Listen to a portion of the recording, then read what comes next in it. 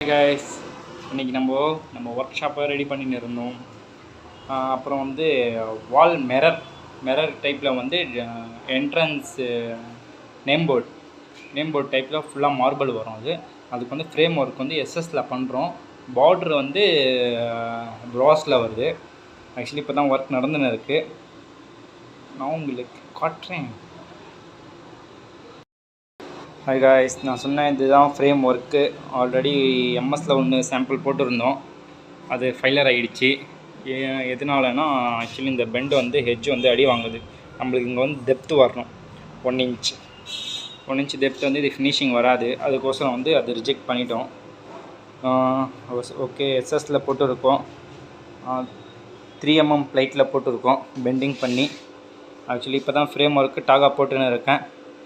அவுட்ரு finish ஆனவுடனே expect பண்ணுவீங்க வீடியோவில் வரும் பாருங்கள்.